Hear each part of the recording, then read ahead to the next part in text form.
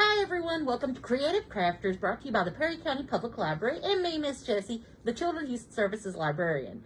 And this month we are going to make our very own coasters, and this is something that we can personalize. You can put anything on, and all you need is a unglazed ceramic tile. You can buy these just about anywhere. You can go to places like Lowe's, Walmart, retail stores that have any type of supplies like this. I actually bought this online.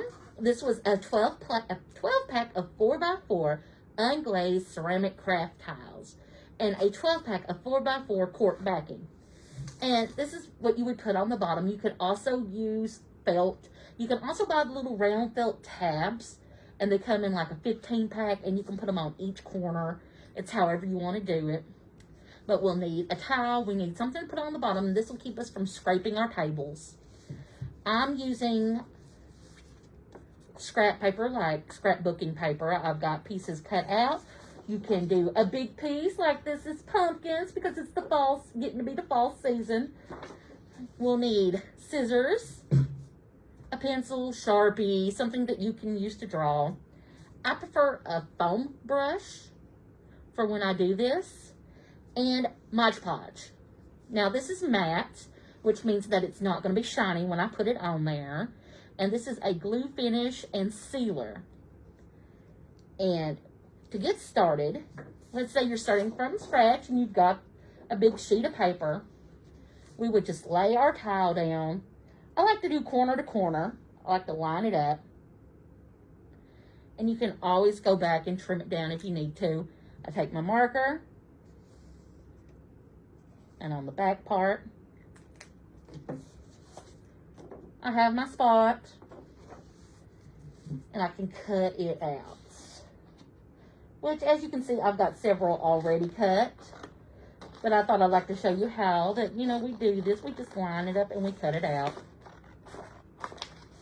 Now, you don't have to use scrapbooking paper. If you want to use something else, if you want to use a picture, if you want to use washi tape, it's whatever you want to do. Because we're going to be putting a lot of different bases of glue on this. So this is going to take a little bit to do because you are going to have to let it dry as we go. So we have our tile. You pick, this one is the same on both sides. Sometimes you'll find one that's got a rougher texture on the back. That would be your bottom. So what I'm going to do is I'm going to put down a coat of my Mod Podge. And I'm just going to put it on there. I'm just coating it. And once I've got that coated on there, I'm going to line up my paper. I think I'm going to use, I have one that's pre-cut. It's a fairy, and I think it's really pretty, so I'm going to do that. I'm just going to line that up. I'm going to press that on there for just a minute. I'm going to make sure that there's no air bubbles. You can just use your finger to smooth it over. Make sure that it stays in place. And I can look, I'm a little over on the side, so what I'm going to do is I'm going to take my scissors, line it up, and just cut that little piece off. Now, like I said, this is going to take some time to do. We've got one layer on. So what I'm going to do, and you want to make sure this is nice and even. That way it's not lumpy. And we're just going to do a nice thick coat. I like to go up and down for my first coat, and then I'll go side by side. And by side, I mean like this. So horizontal and vertical. And this takes a few minutes to dry. And it just looks like regular Elmer's glue when you get it on there. And you can find Mod Podge just about anywhere. They've got them at the local dollar stores.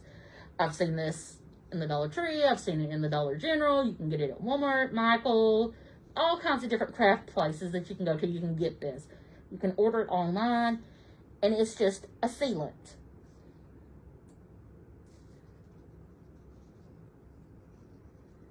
So we're going to let that dry, and then we're just going to keep doing this. And you want to put about 5 coats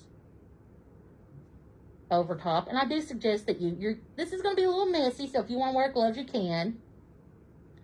You notice I'm overlapping and getting the edges. That's because I want the edges to lay flat The glue gets under there, and this makes for a nice solid base. So we'll be back in a little bit, and I'm going to show you what these look like when they're dry. So I have my fairy coaster drying, and I wanted to show you guys what this looks like when it's done. So I have the cork on the back. It's lined up. This will keep us from scraping.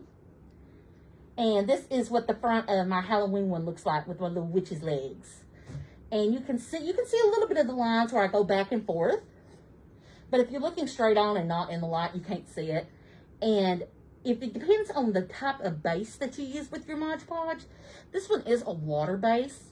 So I noticed that when I put my drink down on it, it looked like a white stain, but it dries back clear. Because you can't see anything on there, and I've used this several times since I made it. And it really depends on the type of Mod Podge that you're using. Because they do have different types. So they got the shiny kind, they have the matte kind, they have kinds with glitter in it, which I really need to go get because Miss Jessie loves the glitter.